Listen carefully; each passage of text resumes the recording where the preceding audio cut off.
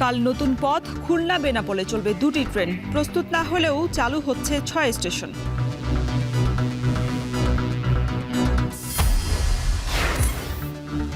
গণ অভ্যুত্থানে আহত কিশোর আরাফাতের মৃত্যু, বৈষম্য বিরোধী ছাত্র আন্দোলনের শোক।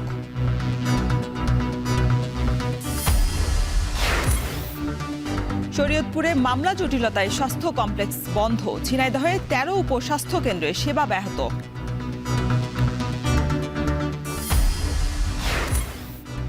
এবং আবারও পানামা খাল দখলের হুমকি ট্রাম্পের, মার্কিন জাহাজে বাড়তি মাশুল নেয়ার অভিযোগ।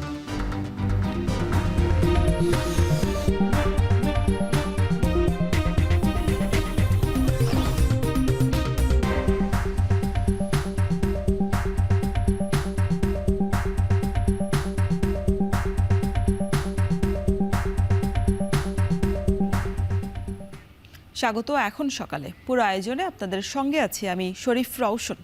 পদ্মা সেতু হয়ে ট্রেন চলাচল শুরুর 14 মাস পর কাল ভাঙা জংশন থেকে নতুন পথে খুলনা এবং বেনাপোল যাবে 2টি ট্রেন। সেই সাথে চালু করে দেওয়া হচ্ছে নতুন 6টি স্টেশনও। যদিও এইসব স্টেশনের নির্মাণ কাজ পুরোপুরিভাবে এখনও শেষ হয়নি। রেলওয়ে সংশ্লিষ্টদের আশা, নতুন পথে ঢাকা খুলনার দূরত্ব 212 কিলোমিটার কমার পাশাপাশি সময় বাঁচবে 4 থেকে 5 ঘন্টা। আরও জানাচ্ছেন সিফাত শাহরিয়ার। পদ্মা সেতু রেল সংযোগ প্রকল্পের আওতায় 172 কিলোমিটার রেলপথের কাজ শেষ হয়েছে আগেই। সেতু হয়ে দক্ষিণে ট্রেন যাত্রার গল্প পুরনো, তবে এতদিন নতুন পথের সুবিধা পায়নি যাত্রীরা। ভাঙা জংশনের পর আগের পথেই ছিল ভরসা। উদ্বোধনের 14 মাস পর এবার খবর এলো ভাঙা জংশন থেকে পুরনো পথে নয়, নতুন পথে চলবে 2 জোড়া ট্রেন। রেলওয়ের এমন সংবাদ বিজ্ঞপ্তিতে এখন টিভির গন্তব্য ভাঙা জংশনে।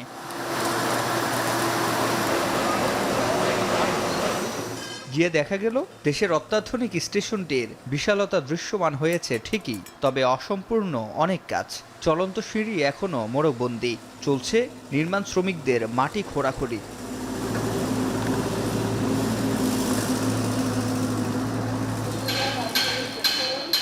ভাঙ্গা জংশন স্টেশনের অন্তত শখানেক জায়গায় এমন সতর্কবার্তা দেয়া আছে, অর্থাৎ এখন পর্যন্ত পুরোপুরি এই স্টেশনের কোনো অংশের কাজ শেষ হয়নি। তৈরি হয়নি স্টেশন মাস্টারের থাকার জায়গা, যাত্রীদের বসার জায়গা, যাতায়াতের পথ কিংবা টিকিট কাউন্টার। তবে এর মধ্যেই আগামীকাল এই স্টেশন চালু হতে যাচ্ছে। থামবে 2 জোড়া ট্রেনও। তাতে জেগেছে যাত্রীদের নিরাপত্তা ঝুঁকিও। কি বলছে কর্তৃপক্ষ? যাত্রীর ওঠানামা করবার জন্য কিংবা মালপত্র লোডিং আনলোডিংয়ের জন্য আমাদের বিশেষ নিরাপত্তা বাহিনী RNB থাকবে। এছাড়া রেলের পুলিশ আছে। যত দ্রুত সম্ভব বাংলাদেশের রেলওয়ে এই স্টেশন বুঝে নেবে। শুধু ভাঙা জংশন নয়, খুলনা পর্যন্ত মঙ্গলবার চালু হবে আরও অন্তত 6টি নতুন স্টেশন। এর মধ্যে জাহানাবাদ এক্সপ্রেস ট্রেনটি বিরতি দেবে কাশিয়ানী জংশন, লোহাগড়া, নড়াইল, সিঙ্গিয়া জংশন ও নোয়াপাড়া স্টেশন। আর রূপসী বাংলা এক্সপ্রেস থামবে কাশিয়ানী জংশন, নড়াইল ও যশোর জংশন। ট্রেনটি ঢাকা থেকে সকাল 11:15টায় যাত্রা শুরু করে বেনাপোল পৌঁছাবে দুপুর 2:30টায়, যেটি বেনাপোল থেকে বিকেল 3:30টায় ফিরতি যাত্রা করে সন্ধ্যা 7টায় ঢাকায় পৌঁছাবে। আর জাহানাবাদ এক্সপ্রেস খুলনা থেকে ভোর 6টায় রওনা করে ঢাকায় পৌঁছাবে সকাল 10:45টায়। ফের রাত 8টায় ঢাকা স্টেশন ছাড়বে, যেটি রাত 12টার আগেই খুলনা পৌঁছাবে। নতুন 2 জোড়া ট্রেন চলার খবরে ফরিদপুর, গোপালগঞ্জ, নড়াইল সহ দক্ষিণের কয়েকটি জেলার যাত্রীরা বেশ উচ্ছ্বসিত। এই যে আমার ঘর, এখান থেকে এখানে যদি ট্রেন থামে তাহলে আমাদের জন্য খুবই সুবিধা হয়। ফরিদপুর থেকে ঢাকা যেতে পারবে, এখান থেকে ফরিদপুর বা ঢাকা, খুলনা। প্রথমত যাতায়াতে খুব সুবিধা হবে, 1 ঘন্টার মধ্যেই চলে আসা যাবে। আমার বাড়ির সামনে মনে করেন কিছু রেল থামবে, বেশি দেরি হবে না তো। 24 ডিসেম্বর 2 জোড়া ট্রেনের যাত্রা নির্বিঘ্ন করতে ইতোমধ্যে প্রস্তুত কমলাপুর স্টেশন। শহরতলি প্ল্যাটফর্ম থেকেই আমরা এই ট্রেনটা ইনশাল্লাহ খুলনার উদ্দেশ্যে ছাড়ার ব্যবস্থা করা হয়েছে। আমাদের প্ল্যাটফর্ম প্রস্তুত, লাইন প্রস্তুত, আমরা প্রস্তুত, যাত্রীদের সুখের সাথে আমরা এই যাত্রায় সারথি। 750 আসন সক্ষমতার ট্রেন দুটির সাথে পরিচালিত হবে লাগেজ ভ্যানও। নতুন পথে বছরে প্রায় 60 কোটি টাকা আয় বাড়ার আশা রেলওয়ের। 100 কিলোমিটারের উপরে গতি থাকবে এবং এটা নতুন লাইন এবং যাত্রীদের যে রাইডিং কমফোর্ট এটাও অনেক ভালো থাকবে। আমাদের বছরে প্রায় 50 থেকে 60 কোটি টাকার রাজস্ব আয় বৃদ্ধি পাবে। রেলওয়ে মহাপরিচালক বলছেন, নতুন পথের ঢাকা খুলনার দূরত্ব 212 কিলোমিটার কমার পাশাপাশি সময় বাঁচবে 4 থেকে 5 ঘন্টা। ঢাকা থেকে খুলনার দূরত্ব হবে মাত্র 198 কিলোমিটার, এতে প্রায় 212 কিলোমিটার দূরত্ব হ্রাস পাবে এবং ভ্রমণ সময় যদি অরিজিনাল টাইমের সাথে তুলনা করি প্রায় 6.5 ঘন্টা সময় আমাদের সাশ্রয় হবে। তবে পুরনো পথেই চলবে সুন্দরবন ও বেনাপোল এক্সপ্রেস। সিফাত শাহরিয়ার, এখন ঢাকা। এদিকে পদ্মা সেতু রেল সংযোগ প্রকল্পের মাধ্যমে প্রথমবারের মতো রেল পথ ব্যবহারের সুযোগ পাচ্ছে নড়াইলবাসী। ইতিমধ্যেই ভাঙ্গা থেকে নড়াইল যশোর অংশে স্টেশন নির্মাণসহ রেল লাইনের কাজ শেষে এই রুটে পরীক্ষামূলকভাবে চালানো হয়েছে ট্রেন। সব ঠিক থাকলে কাল থেকেই প্রথমবারের মতো সরাসরি রেল সেবায় যুক্ত হবে নড়াইলবাসী। ইমরান হোসেনের তথ্য ও ছবিতে থাকছে বিস্তারিত। গোপালগঞ্জ এবং নড়াইল জেলাকে রেল সেবায় সরাসরি যুক্ত করতে মধুমতি নদীর উপর দৃশ্যমান প্রায় 2 কিলোমিটার কালনা রেল সেতু। এই সেতুর মাধ্যমে ঢাকা বিভাগের সাথে যুক্ত হয়েছে খুলনা বিভাগ। আগামী 24 ডিসেম্বর ঢাকা থেকে ভাঙ্গা হয়ে বেনাপোল পর্যন্ত যাত্রী নিয়ে ছুটে আসা রেল চলাচলের জন্য শতভাগ প্রস্তুত সেতুটি।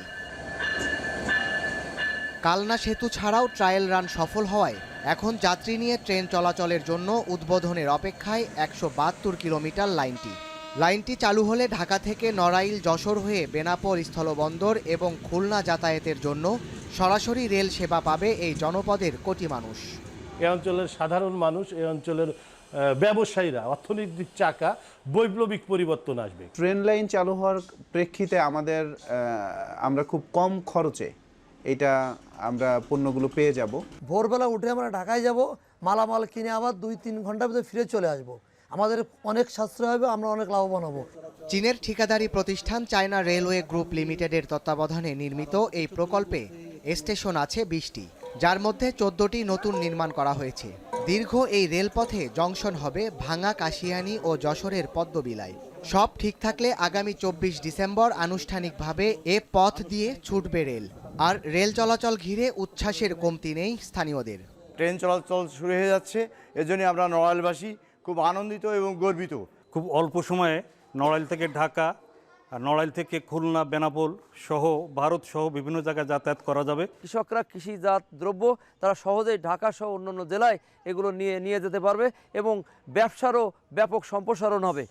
ইতোমধ্যেই রেল যাত্রাকে ঘিরে শুরু হয়েছে টিকিট বিক্রি। স্টেশন ছাড়াও অনলাইনেও টিকিট সংগ্রহ করতে পারছেন যাত্রীরা। ঢাকা খুলনা, খুলনা ঢাকা, বেনাপোল ঢাকা এর মধ্যে দিয়ে 2 জোড়া ট্রেন চলাচল শুরু হইবে। স্টেশনের কর্তৃপক্ষ, রেল কর্তৃপক্ষ ইতিমধ্যে গাড়ি চলাচলের সকল প্রস্তুতি সম্পন্ন করেছেন। রেলপথটি চালু হলে নড়াইল সহ দক্ষিণের বাণিজ্যে আসবে নতুন গতি। ঢাকা, বেনাপোল সহ দেশের বিভিন্ন প্রান্তে অল্প খরচে সহজেই পণ্য পরিবহন করতে পারবেন ব্যবসায়ীরা। ঢাকা থেকে বেসিক্যালি এখন এখানে আসতে মোটামুটি 2 ঘন্টা 2.5 ঘন্টা সময় লাগে। রেল সেবা হলে আমার বিশ্বাস আরও দ্রুত চলে আসা যাবে। সেক্ষেত্রে এখানের অবকাঠামোগত উন্নয়ন হবে, শিল্প কলকারখানা নতুন করে প্রতিষ্ঠিত হবে, মানুষের কর্মসংস্থান হবে। দেশের বৃহৎ স্থলবন্দর বেনাপোল, বাণিজ্যিক শহর নোয়াপাড়া ও শিল্পাঞ্চল খুলনা সহ দেশের দক্ষিণ পশ্চিমাঞ্চলের মানুষের যোগাযোগে এমনকি ভারতের পশ্চিম বাংলায় যাতায়াতে গুরুত্বপূর্ণ ভূমিকা পালন করবে রেলপথটি। এখন নড়াইল। জুলাই বিপ্লবে স্বৈরাচার পতনের আন্দোলনে গুলিবিদ্ধ আরেক কিশোর মারা গেছেন।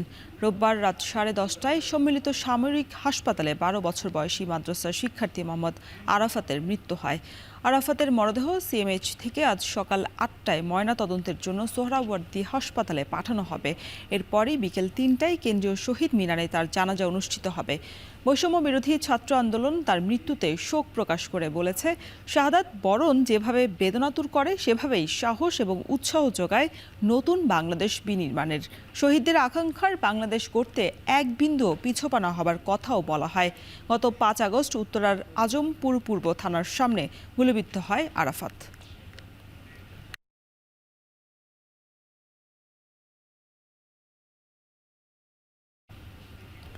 ভাতা 25,000 থেকে 50,000-এ উন্নীত করার দাবি নিয়ে রাজধানীর শাহবাগ মোড়ে অবরোধ করে পোস্ট গ্র্যাজুয়েট প্রাইভেট ট্রেনি চিকিৎসকরা। সার্জিস আলমের মাধ্যমে অর্থ এবং স্বাস্থ্য মন্ত্রণালয়ের আশ্বাসে কয়েক ঘন্টা পর শাহবাগ ছেড়ে ঘরে ফেরেন চিকিৎসকরা। বৃহস্পতিবার বিকেল 5টার মধ্যে নবম গ্রেডের সকল সুবিধাসহ চিকিৎসকদের দাবি না মানলে বৈষম্য বিরোধী ছাত্র আন্দোলনও চিকিৎসকদের সঙ্গে আন্দোলনে নামার হুঁশিয়ারি দিয়েছে। বিস্তারিত জানাচ্ছেন মুজাহিদ শুভ।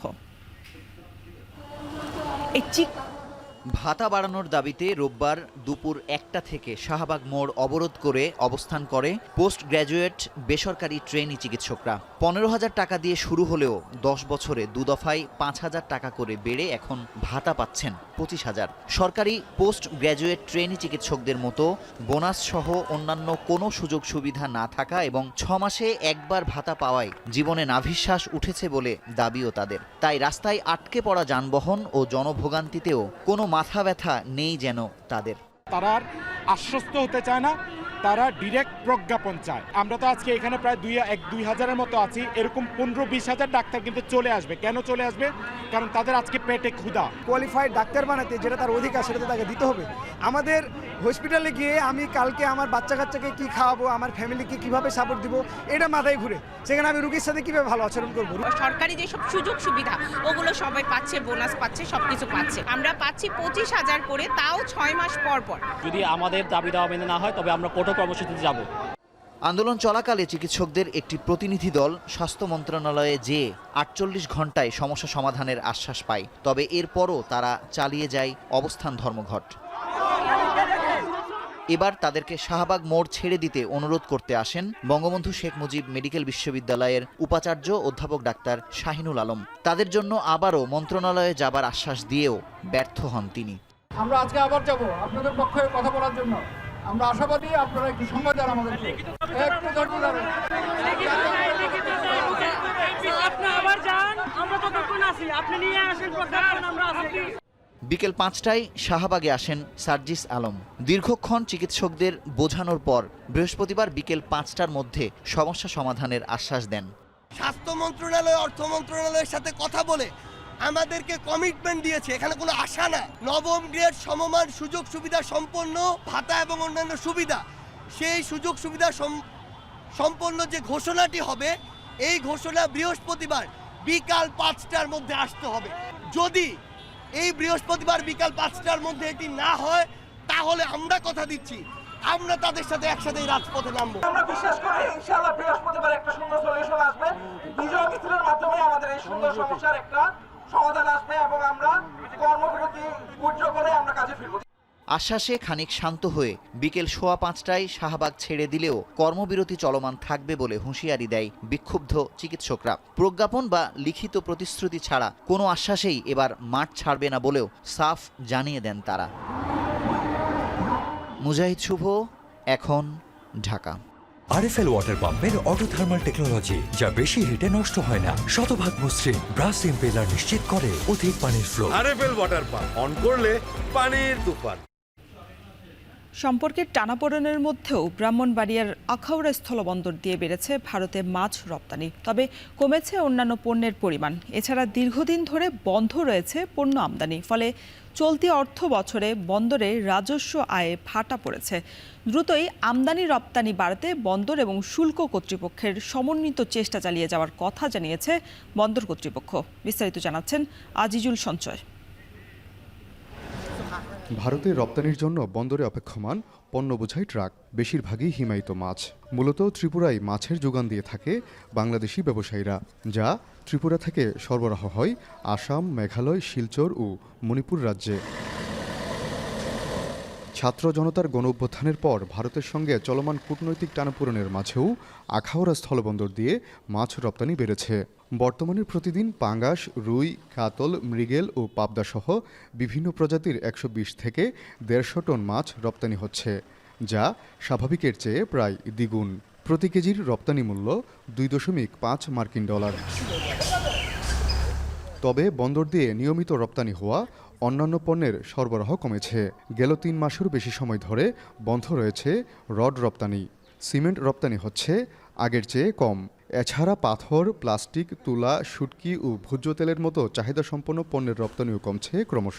ভারতের কিছু উগ্রবাদী হিন্দু সংগঠনের সাথে আমাদের বাংলাদেশ বিরোধী তারা যে অপপ্রচার চালাচ্ছে, এটার কারণে আসলে মূলত আমাদের এক্সপোর্টটাতে একটু ভাটা পড়ে আছে। শীত সিজনে মাছটা একটু বেশি রপ্তানি হয়, কারণ ইন্ডিয়াতে মাছের চাহিদাটা বেড়ে যায়। এই পোর্ট দিয়ে সবচেয়ে বেশি যাইতো পাথর। এই পাথরটা তারা মেঘালয় থেকে একটা সরাসরি রেল যুগে তারা এখন আগরতলায় পাথর আনতে পারে বিধায় আমাদের পাথরটাও অনেক কমে গেছে। এদিকে রপ্তানি বাণিজ্য সচল থাকলেও চলতি অর্থবছরে এখন পর্যন্ত কোনো পণ্যই আমদানি হয়নি ভারত থেকে।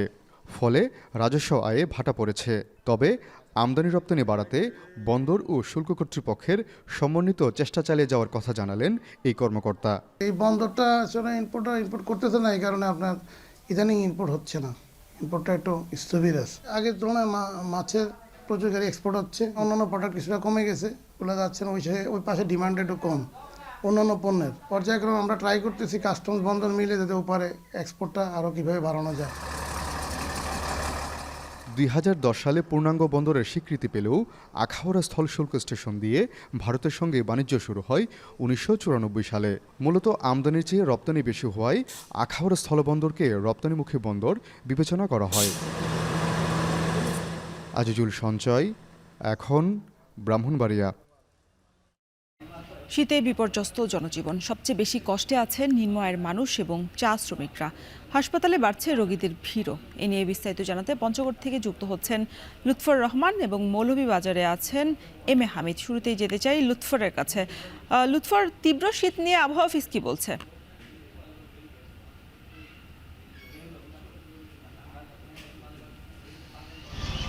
রসুন, আমরা দেখেছি এবার হেমন্তেই কিন্তু প্রান্তিক জেলা পঞ্চগড়ে শীতের আগমন ঘটেছে এবং এখানে কিন্তু শীতের আগমন ঘটে আগে এবং শীতের স্থায়িত্ব কালও কিন্তু বেশিরভাগ থাকে। আমরা দেখেছি যে শীত এলে কিন্তু বেশিরভাগ দেশের সর্বনিম্ন তাপমাত্রা বিরাজ করে প্রান্তিক জেলায়। গতকালও দেশের সর্বনিম্ন তাপমাত্রা রেকর্ড করা হয় পঞ্চগড়ে 9.4 ডিগ্রি সেলসিয়াস। তাপমাত্রা কিন্তু 9 থেকে 12 ডিগ্রি সেলসিয়াসের মধ্যে ওঠানামা করছে এবং আজ সকালে পঞ্চগড়ের সর্বনিম্ন তাপমাত্রা মাপা হয় 11.5 ডিগ্রি সেলসিয়াস। তো গতকালের তুলনায় তাপমাত্রা আজ কিছুটা বেড়েছে এবং আবহাওয়া অফিস বলছে তাপমাত্রা কিন্তু গড়ে যেরকম বর্তমানে চলছে আগামী কিছুদিন এইরকম অবস্থায় বিরাজ করবে। এবং আমরা দেখেছি যে বর্তমানে যে শীতের তীব্রতা সেটি কিন্তু বেশিরভাগই থাকছে সন্ধ্যা থেকে সকাল পর্যন্ত। এবং এই শীতের তীব্রতা কিন্তু রাতের যে শীতের তীব্রতা সেটি কিন্তু হাড় কাঁপা শীত অনুভূত হচ্ছে এবং পঞ্চগড়ের যে সকল নিম্ন আয়ের মানুষ রয়েছে আমরা তাদেরকে দেখেছি যে খুব কষ্টে তারা দিন যাপন করছেন। বিশেষ করে রাতে তারা খুব কষ্টে রাত কাটাচ্ছেন। আমরা অনেককে দেখেছি খড়কুটো জ্বালিয়ে শীত বাড়ানোর চেষ্টা করছেন। আমরা জেলা প্রশাসনের কর্মকর্তাদের সাথে কথা বলেছি, তারা আমাদেরকে জানিয়েছেন এবছর পঞ্চগড়ের জন্য প্রায় 1 লাখ শীতবস্ত্রের চাহিদা পাঠানো হয়েছে। তবে তারা এ পর্যন্ত শীতবস্ত্র পেয়েছেন মাত্র 12,000-এর মতো এবং 15 লাখ টাকা শীতবস্ত্র কেনার জন্য বরাদ্দ দেওয়া হয়েছে। তা কিন্তু এই জেলার বিরাট অঙ্কের দরিদ্র মানুষের তুলনায় কিন্তু বরাদ্দের সংখ্যা খুবই কম। এবং অন্যান্য বছরগুলোতে আমরা দেখেছি যে এই জেলার প্রান্তিক মানুষের জন্য, শীতার্ত মানুষের জন্য বেসরকারি বিভিন্ন প্রতিষ্ঠান এবং বিত্তবানরা এগিয়ে এসেছিলেন, কিন্তু এই বছর কিন্তু সেই চিত্রটি তেমনভাবে দেখা যাচ্ছে না। জেলা প্রশাসনের কর্মকর্তারা সরকারের পাশাপাশি যারা সমাজের বিত্তবান রয়েছেন তাদেরকে এই পঞ্চগড়ের দরিদ্র শীতার্তদের জন্য পাশে দাঁড়ানোর জন্য এগিয়ে আসার আহ্বান জানিয়েছেন। এছাড়া আমরা দেখেছি যে পঞ্চগড়ে যে সকল হাসপাতালগুলো রয়েছে সেখানেও কিন্তু এই শীতের আবহাওয়া পরিবর্তন জড়িত কারণে কিন্তু রোগীর সংখ্যা ক্রমান্বয়ে বাড়ছে। বিশেষ করে ডায়রিয়া, নিউমোনিয়া, শ্বাসকষ্ট সহ বিভিন্ন রোগে আক্রান্ত হয়ে রোগীরা কিন্তু হাসপাতালে ভর্তি হচ্ছেন। আজ এই মুহূর্তে হালকা কুয়াশা রয়েছে এবং এখনও কিন্তু সূর্যের দেখা মিলেনি এবং উত্তরে যে ঠান্ডা বাতাস সেটি থেমে থেমে বয়ে চলেছে। তো রোশন, এই ছিল আমার কাছে পঞ্চগড় থেকে শীতের সার্বিক চিত্র। লুৎফরের কথা জানছিলাম। এবার একটু মৌলভীবাজারে চৌমোহনায় আছেন সহকর্মী এম এ হামিদ। হামিদ, জানাবেন যে নিম্ন আয়ের মানুষের দুর্ভোগের কথা, সেই সাথে জানতে চাই যে কোন রোগে আক্রান্ত হয়ে রোগীরা হাসপাতালে বেশি ভিড় করছেন।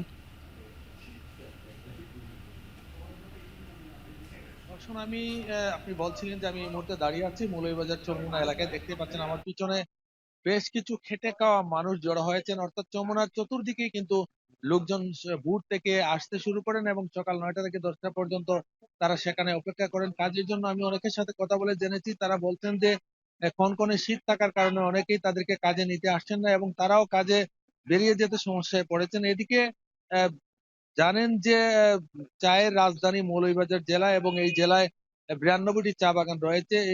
প্রত্যেকটি চা বাগান আমি ঘুরে দেখেছি, প্রায় বেশ কিছু চা বাগান ঘুরে দেখেছি। সেখানে শীতার্ত যে চা শ্রমিক জনগোষ্ঠী রয়েছে তারা কিন্তু কাজে যেতে পারছেন না। যখন তারা 8টার দিকে কাজে যোগদান করার কথা, সে জায়গায় তারা 9টা থেকে 10টার দিকে কাজে যোগদান করছেন। এতে করে সর্দাররা অনেক সময় তাদেরকে কাজ থেকে ফিরিয়ে দিচ্ছে, এতে করে অর্থনৈতিকভাবে ক্ষতিগ্রস্ত হচ্ছেন তারা বলছেন যে শীতের জন্য দেরিতে কাজে যেতে হচ্ছে।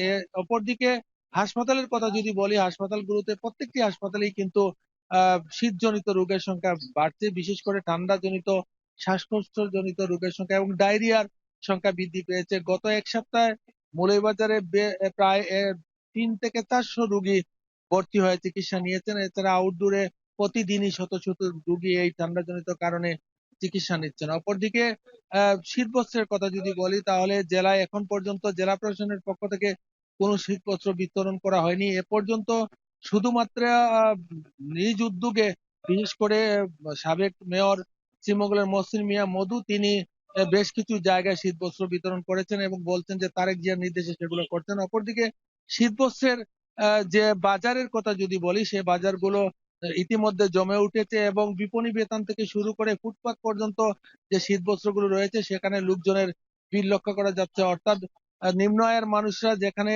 ফুটপাত রয়েছে সেখানে ভিড় করছেন এবং মধ্যবিত্ত বা উচ্চ মধ্যবিত্ত যারা আছেন তারা কিন্তু বিপণী বেতনগুলো ভিড় করে শীতের কাপড় কিনছেন। বলা যায় যে গত কয়েকদিন থেকে মৌলভীবাজারে বেশ কিছু দিন থেকেই শীত প্রবাহিত হচ্ছে, অর্থাৎ 9 ডিগ্রি থেকে 15 ডিগ্রির মধ্যে শীত ওঠানামা করছে এবং কনকনে হিমেল হাওয়া বইছে। এতে করে মানুষ দুর্ভোগের মধ্যে পড়েছেন এবং বিশেষ করে সকাল থেকে দুপুর অবধি ঘন কুয়াশায় সারা জেলা আচ্ছাদিত থাকে। এতে করে যানবাহন অন্যান্য যে যানবাহন রয়েছে, বড় বড় যানবাহন সহ ছোট ছোট যানবাহন হেডলাইট জ্বালিয়ে চলতে দেখা গেছে। এই ছিল আমার কাছে মৌলভীবাজার থেকে শীত নিয়ে সবশেষ।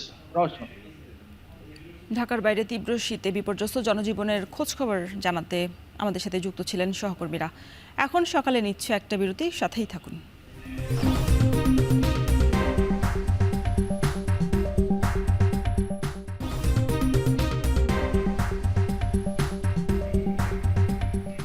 বিরতির পর স্বাগত। এখন সকালে শরীয়তপুরের নড়িয়ায় নতুন 50 শয্যার উপজেলা স্বাস্থ্য কমপ্লেক্সের নির্মাণ কাজ শেষ হলেও মামলা জটিলতায় চালু হচ্ছে না চিকিৎসা কার্যক্রম। জেলার একমাত্র আইসিইউ নির্ভর হাসপাতালটি চালু না হওয়ায় ভোগান্তিতে চিকিৎসক এবং সেবা প্রত্যাশীরা। অব্যবহৃত থাকায় নষ্ট হচ্ছে হাসপাতালের রোগ নির্ণয়ের মূল্যবান যন্ত্রপাতিও। সজীব খানের ক্যামেরায় বিস্তারিত জানাচ্ছেন কাজী মনিরুজ্জামান।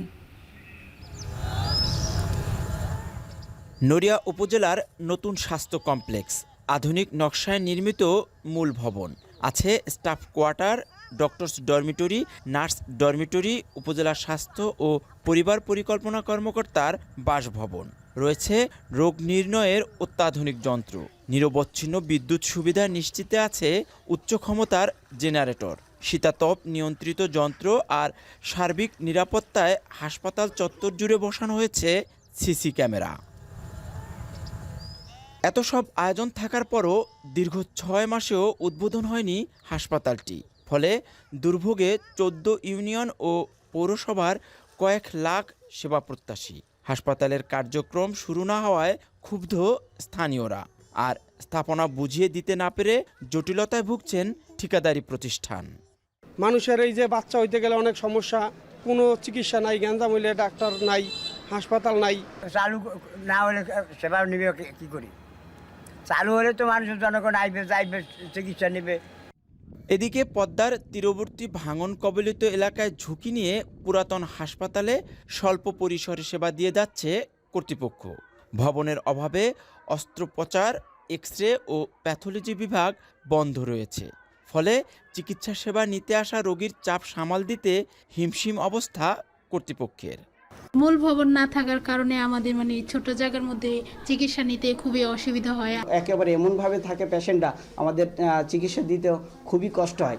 এদিকে আধুনিক ভবন ও চিকিৎসা সামগ্রী থাকা সত্ত্বেও বঞ্চিত থাকছেন নড়িয়াবাসী। আর দিনের পর দিন অকেজো পড়ে থাকায় নষ্ট হচ্ছে মূল্যবান যন্ত্রপাতি। সরকারি যে বাসভবনগুলোতে আমাদের এমার্জেন্সি, আউটডোর, অফিস, ওটি, প্যাথোলজি এগুলো আমরা স্বল্প পরিসরে চালাই যাচ্ছি রুমের অভাবে। 6 একর জমির ওপর 51 কোটি টাকা ব্যয়ে নতুন করে গড়ে তোলা হয়েছে 50 শয্যা বিশিষ্ট নড়িয়া উপজেলা স্বাস্থ্য কমপ্লেক্স। সব ধরনের জটিলতা কাটিয়ে অচিরেই এই উপজেলা স্বাস্থ্য কমপ্লেক্সটি চিকিৎসা সেবার জন্য খুলে দেবে এমনটাই দাবি নড়িয়াবাসীর। কাজী মনিরুজ্জামান, এখন নড়িয়া, শরীয়তপুর। এদিকে ঝিনাইদহ ইউনিয়ন উপস্বাস্থ্য কেন্দ্রগুলোতে রোগীরা বঞ্চিত হচ্ছে সুচিকিৎসার ব্যবস্থা থেকে। চিকিৎসক সংকট নিয়ে চলছে ঝিনাইদহের 13টি উপস্বাস্থ্য কেন্দ্র। এই সুযোগ নিয়েই অফিস সহায়ক এবং কমিউনিটি মেডিকেল অফিসাররাই হয়ে উঠছেন ডাক্তার। দ্রুতই এই সংকট কাটিয়ে চিকিৎসা সেবার দাবি এলাকাবাসীর। আরও থাকছে প্রতিবেদনে। আসিয়া খাতুন, সবার কাছে তিনি আসিয়া খালা নামে পরিচিত। বয়সের ভারে নুয়ে পড়লেও আসিয়া খালাই যেন কেন্দ্রের ভরসা। ডাক্তার না থাকলেও তাকে পাওয়া যায় সর্বক্ষণ। একজন চিকিৎসক সহ 3 জন থাকার কথা থাকলেও বেশিরভাগ সময় কেন্দ্রটিতে থাকেন তিনি। এই চিত্র হরিশঙ্করপুর ইউনিয়ন উপস্বাস্থ্য কেন্দ্রের। আমার গ্রুপে আমরা 3 জন, এফপিআই 1 জন, 4 জন। এফপিআই একা আসি, এই 3 দিন কেপডব্লিউবি ছুটি নেছে। ওই তার থানা অফিস থেকে, স্যাটেলাইট থেকে আমি তার ধরে বেড়াতে পারি না। একই চিত্র জেলার আবাইপুর ইউনিয়ন উপস্বাস্থ্য কেন্দ্রের। 2012 সালের পর থেকে ডাক্তার নেই এখানে। মেডিকেল অ্যাসিস্ট্যান্ট থাকলেও অফিসে দেখা মেলে না কারো। ফলে অফিস সহায়ক মনিরুল ইসলাম এই কেন্দ্রের রোগীদের ভরসা হয়ে দাঁড়িয়েছেন। রোগীরা আসলে তাদের সাথে কুশল বিনিময় করেন, তাদের দুঃখ দুর্দশা দেখে নিজেও মাঝে মাঝে ছোটখাটো রোগের ওষুধ দেন। প্রতিদিন গড়ে প্রায় 100 শতাধিক রোগী সামলান তিনি। এখানে এমবিবিএস ডাক্তার নাই অলরেডি, তা বেশ কয়েক বছর, তা অন্তত 2-3 বছর হবে। আবাইপুর ইউনিয়ন উপস্বাস্থ্য কেন্দ্র, হরিশঙ্করপুর ইউনিয়ন উপস্বাস্থ্য কেন্দ্র, নেয়ামতপুর ইউনিয়ন উপস্বাস্থ্য কেন্দ্র, কচুয়া উপস্বাস্থ্য কেন্দ্র সহ 8টি উপস্বাস্থ্য কেন্দ্রের এমবিবিএস ডাক্তারের পদ শূন্য। এছাড়াও জনবল কাঠামোর অভাবে প্রায় 15 বছর ধরে বন্ধ রয়েছে প্রত্যন্ত অঞ্চল মহেশপুরের মান্দারবাড়িয়া ইউনিয়ন উপস্বাস্থ্য কেন্দ্র। গ্রামের লোকজন চিকিৎসা নিতে আসে, কিন্তু এখানে ভালো কোনো ডাক্তার নাই। জায়গায় এসে ফেরত যেতে হয়, ওষুধ পাই না। আমরা গরিব মানুষ, আমাদের কষ্ট হয়। এখানে ভালো ডাক্তার থাকলে আমাদের ঝিনাইদহ যেতে লাগে না। সরকারের কাছে আগত মিনতি যেন এখানে জন্য ভালো কোনো ডাক্তার আমাদের জন্য দেয়। আমাদের স্বাস্থ্য কেন্দ্রের যে মেডিকেল অফিসার আছেন তিনি এখানে যথাযথ চিকিৎসা সেবা দিচ্ছেন না।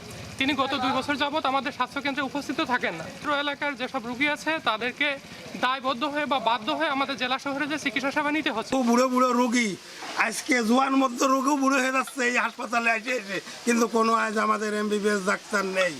ডাক্তার ও নার্স শূন্যতার কারণে উপস্বাস্থ্য কেন্দ্রগুলোতে চিকিৎসা সেবা দেওয়া কঠিন হচ্ছে স্বীকার করলেন সিভিল সার্জনও। বেশিরভাগ ক্ষেত্রেই মেডিকেল অফিসার শূন্য।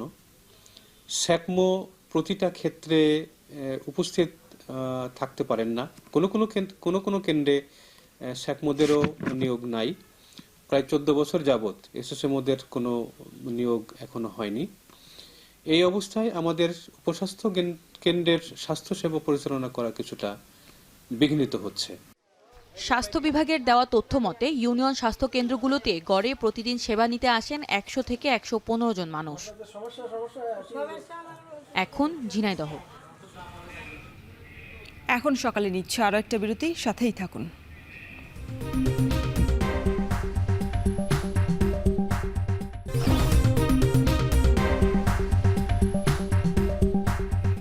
বিরতির পর আবারও স্বাগত এখন সকালে। এবার দেশের বাইরের খবর।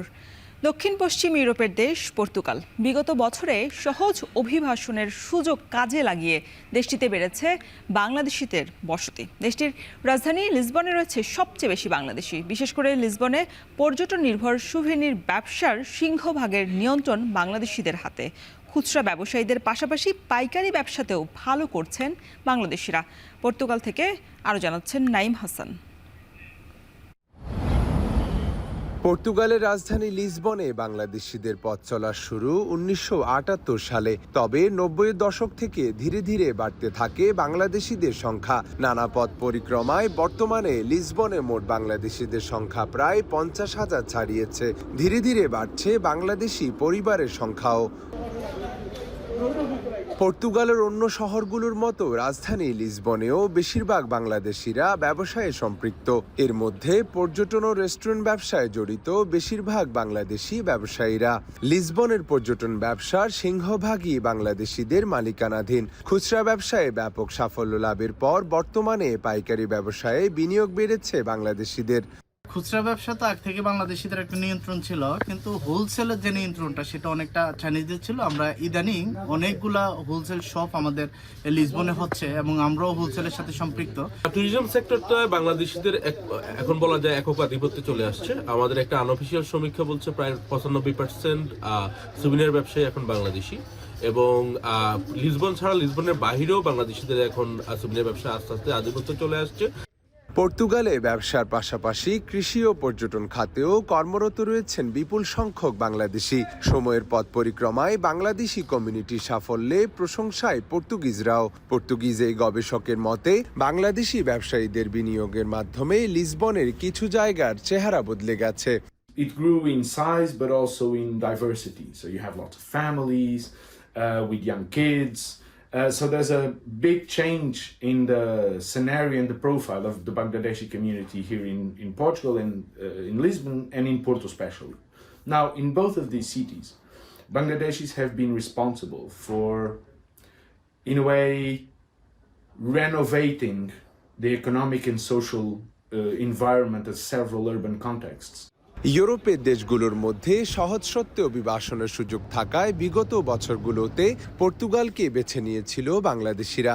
যদিও সাম্প্রতিক সময় অভিবাসন প্রক্রিয়ায় কঠোর নীতি চালু হওয়ায় ক্রমেই কমছে নতুন বাংলাদেশিদের আগমন সংখ্যা।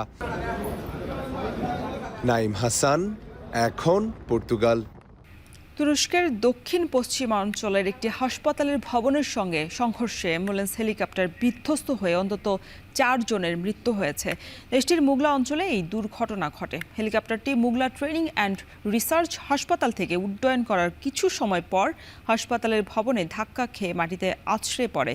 দেশটির স্বাস্থ্য মন্ত্রণালয় এক বিবৃতিতে জানায়, নিহতদের মধ্যে 2 জন পাইলট, 1 জন চিকিৎসক এবং আরেকজন চিকিৎসা কর্মী ছিলেন। তবে হাসপাতালের কেউ হতাহত হওয়ার খবর এখন পর্যন্ত পাওয়া যায়নি। প্রাথমিকভাবে ধারণা করা হচ্ছে ঘন কুয়াশায় এই দুর্ঘটনা ঘটতে পারে।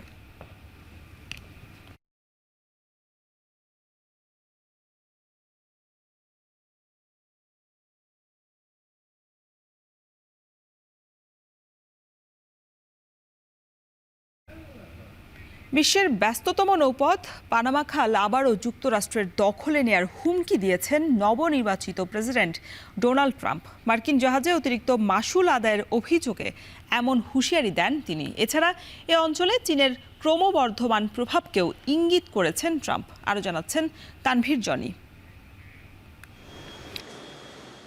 বিশ্বের নৌপথ বাণিজ্যের প্রায় 5% হয়ে থাকে আটলান্টিক ও প্রশান্ত মহাসাগরের সংযোগকারী পানামা খাল দিয়ে। এই খালের প্রধান ব্যবহারকারী যুক্তরাষ্ট্র, চীন, জাপান ও দক্ষিণ কোরিয়া। খালটি খননে বড় ভূমিকা ছিল যুক্তরাষ্ট্রের।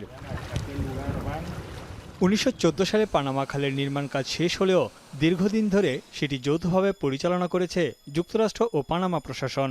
1999 সালে যুক্তরাষ্ট্র সরকার খালের নিয়ন্ত্রণ পুরোপুরি ছেড়ে দেয় পানামার হাতে। এবার পানামা খাল আবারও নিজেদের দখলে নেওয়ার হুমকি দিয়েছেন ডোনাল্ড ট্রাম্প। নিজের সামাজিক যোগাযোগ মাধ্যম ট্রুথ সোশ্যালের এক পোস্টে ট্রাম্প বলেন, পানামা খালের দায়িত্ব ভুল হাতে পড়ুক সেটি তিনি চান না। এছাড়া এই অঞ্চলকে চীনের প্রভাবমুক্ত রাখতে বদ্ধপরিকর তিনি। China now controls it. They actually control the Panama Canal. They run it, they control it. And we shouldn't let that happen. And we can't let China be in Cuba. And they'll get out. If I'm president, they'll get out. Because I had a very good relationship with President Xi, but he respected this country, he respected me, and he'll get out. And we can't let them run the Panama Canal. We built the Panama Canal. Should have never been given to Panama. We should have had it. ট্রাম্পের অভিযোগ, গুরুত্বপূর্ণ এই জলপথে মার্কিন জাহাজকেও অতিরিক্ত অর্থ মাশুল দিতে হচ্ছে। তার দাবি, যুক্তরাষ্ট্র এই খাল নির্মাণ করেছে, অথচ মার্কিন জাহাজে এ ধরনের মাশুল আদায় হাস্যকর ব্যাপার। লাতিন আমেরিকার দেশ পানামা যুক্তরাষ্ট্রের মিত্র রাষ্ট্র। এর আগেও মিত্রদের বিরুদ্ধে হুমকি দিতে পিছপা হননি ডোনাল্ড ট্রাম্প। বিশ্লেষকদের মতে একটি স্বাধীন দেশকে তার ভূখণ্ড যুক্তরাষ্ট্রের কাছে ছেড়ে দেওয়ার হুঁশিয়ারি বিরল ঘটনা, যদিও এখন পর্যন্ত এই বিষয়ে কোনো মন্তব্য করেনি পানামা কর্তৃপক্ষ। তানভীর জনি, এখন বিশ্ব। এখন সকালে সময় হলো আরও একটা বিরতির, সাথেই থাকুন।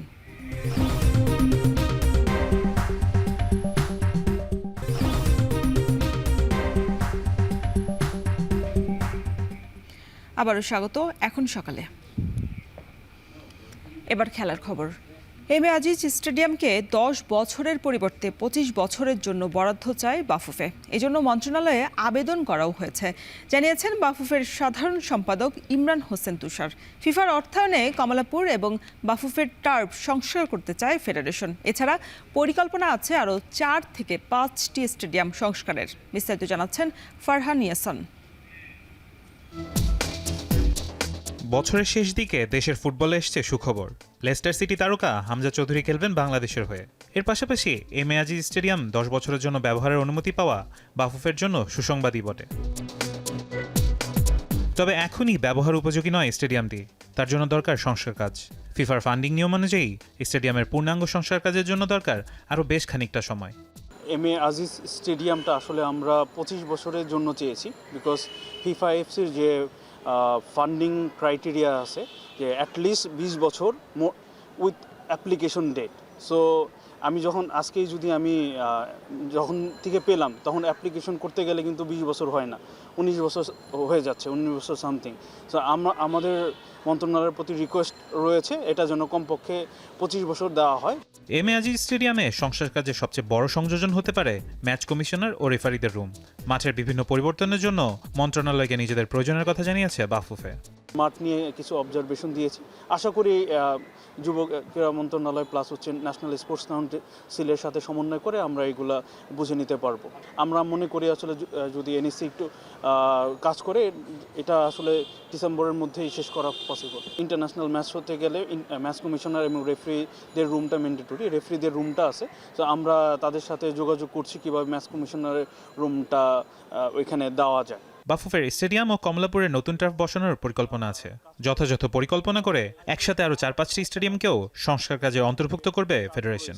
বাফুফের টার্ফ প্লাস হচ্ছে কমলাপুর টার্ফ, এটা 25 বছরের জন্য আমাদের লিজ দেওয়া হয়েছে। তো সেই অনুযায়ী আমরা মন্ত্রণালয়কে এবং এনএসসিকে আবার রিকোয়েস্ট করেছি। এখানে কিন্তু আপনার নিচের গ্রাউন্ডের অনেক কাজ আছে এবং স্প্রিংকুলার বসবে আপনাদের কমলাপুরে। সো ওইটার প্রাথমিক কাজগুলো সম্পূর্ণ শেষ করে রাখবে যেন আমাদের টার্ফ আসলে 2 সপ্তাহের মধ্যে কাজ শেষ করতে পারে। এটা ফুটবলের জন্য খুবই ভালো হবে এবং আমরা আরও চাই যে কিছু আরও 4-5টা স্টেডিয়াম বাফুফের যদি থাকে তাহলে সংস্কার কাজ আমরা কিন্তু সারা বছর করে নিব, তখন মাঠ নিয়ে আপনাদের যে কোশ্চেনগুলো এগুলো থাকবে না। 2024 সালে দেশের ফুটবলে এসছে বেশ কিছু সাফল্য। মাঠের সংখ্যা বাড়লে বাড়বে খেলার সংখ্যা, স্টেডিয়াম সংস্কার হলে বাড়বে দর্শক সমাগম, দেশের ফুটবলে আসবে নতুন জোয়ার। ফারহান ইসান, এখন, ঢাকা। এদিকে ইনজুরির কারণে ঢাকা মেট্রোর হয়ে এনসিএল টি-20 ফাইনালে খেলা হচ্ছে না মাহমুদুল্লাহ রিয়াদের। তাই ঝুঁকি না নিয়ে আপাতত বিপিএলের জন্যই নিজেকে প্রস্তুত করতে চান এই অভিজ্ঞ ক্রিকেটার, জানিয়েছেন ঢাকা মেট্রোর কোচ মিজানুর রহমান বাবুল। বিস্তারিত জানাচ্ছেন Redwan Shawon. Mahmudullah Riyad the silent killer, tiger ক্রিকেটের আস্থার প্রতীক। দলের টপ অর্ডারের দুর্দিনেও যিনি উইলো হাতে দেখাতে পারেন বুড়ো হারের ম্যাজিক। সবশেষ 4 ওয়ানডেতে 450, ক্যারিবীয়দের বিপক্ষে 3টি, আফগানিস্তানের বিপক্ষে 2 রানে মিস হয়েছে সেঞ্চুরি। বয়স বাড়লেও যেন তরুণদের সাথে পাল্লা দিয়ে এখনও খেলে যাচ্ছেন ক্রিকেটটা। তবে দুর্দান্ত ফর্মে থাকা রিয়াদ এবার পড়েছেন ইনজুরির কবলে। উইন্ডিজদের বিপক্ষে আনফিট হয়েও লড়াই করেছেন মাঠে। পেন কিলার নিয়ে শরীরে ট্যাপিং করে শেষ করেছেন সিরিজটা। তবে এখনও আনফিট থাকায় ঢাকা মেট্রোর হয়ে এনসিএল টি-20 ফাইনালে খেলা হচ্ছে না তার। মাহমুদুল্লাহ রিয়াদ এর সাথে আমরা যোগাযোগ করেছি, সে কিছুটা বিপিএল এর জন্য প্রস্তুতি নিচ্ছে, বিকজ অফ সে ওয়েস্ট ইন্ডিজে খেলে এসেছে, তার কিছুটা আনফিটই বলবো, যে সুস্থ হওয়ার জন্য সে চেষ্টা করছে, সেজন্য। বিপিএল এ রিয়াদের দল ফরচুন বরিশালের কোচের ভূমিকায় থাকা বাবুল মনে করেন দেশের ক্রিকেট ইতিহাসের সেরা ফিনিশারের তকমাটা শুধুই রিয়াদের।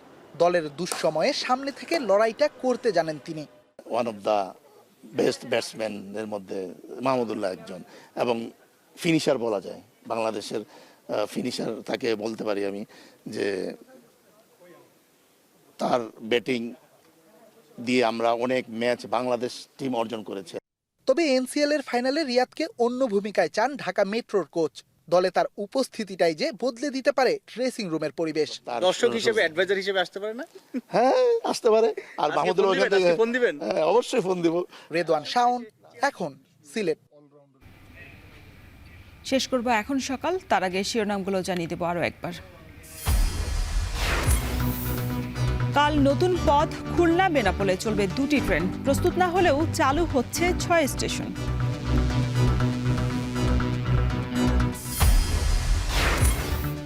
গণ অভ্যুত্থানে আহত কিশোর আরাফাতের মৃত্যু, বৈষম্য বিরোধী ছাত্র আন্দোলনের শোক।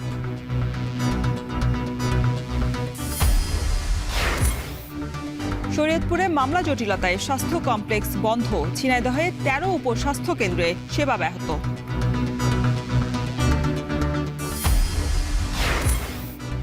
আবারও পানামা খাল দখলের হুমকি ট্রাম্পের, মার্কিন জাহাজে বাড়তি মাশুল নেয়ার অভিযোগ।